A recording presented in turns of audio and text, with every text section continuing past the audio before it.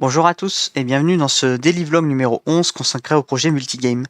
Aujourd'hui, je vais vous parler de ce qui a été fait hier, comme d'habitude, le rework du système de forme. Donc hier, je vous avais parlé en fait du rework de système de forme, c'est-à-dire en fait les petites formes que l'on peut voir ici.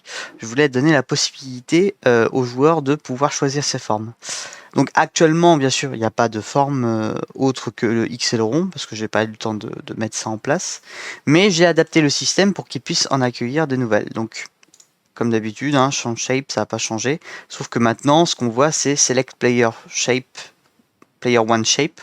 Donc là, en fait, c'est pour sélectionner le shape du player one et ensuite le shape du player two. Donc, comme on peut le voir là, par exemple, le player one a changé. Ici, on voit bien que le rond est passé ici et la croix de ce côté-là.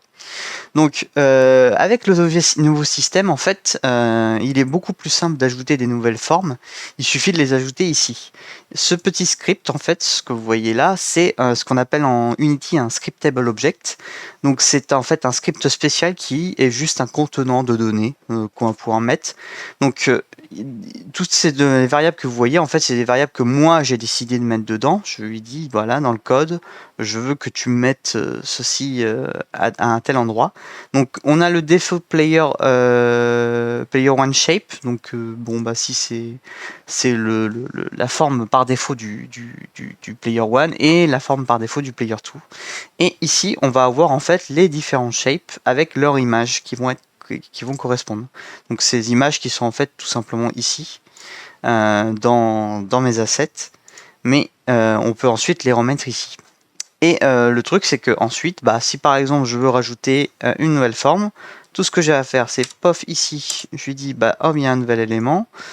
Je sélectionne dans ces petites colonnes, ce petit menu déroulant, la forme que je veux. Actuellement, il n'y a que 3 formes.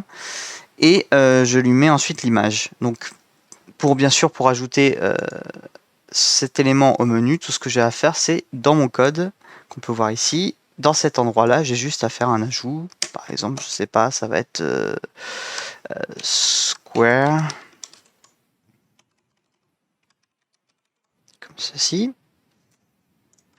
On enregistre. Ça va tourner un petit peu. Voilà, et là maintenant je peux faire square et lui ajouter une image. Bon, bien sûr, j'ai pas ajouté de square pour l'instant, donc ça viendra beaucoup plus tard. Mais l'idée est là, c'est qu'ensuite tout le monde pourra, enfin n'importe qui pourra ajouter facilement des nouvelles formes, dont moi surtout, pour pouvoir donner des éléments de personnalisation. C'est un peu bonus, quoi. Donc le travail d'aujourd'hui, le but, ça va être de faire un build du projet sous Android, bien sûr. Le build sous iOS arrivera plus tard, je ne sais pas ma priorité pour l'instant. Mais en gros, ça va être de build la solution pour ensuite, enfin, la mettre sur la plateforme Itch.io. Aujourd'hui, c'est le temps que je vais consacrer dessus, ça va être pour faire ça, mettre enfin le jeu sur la plateforme Itch.io.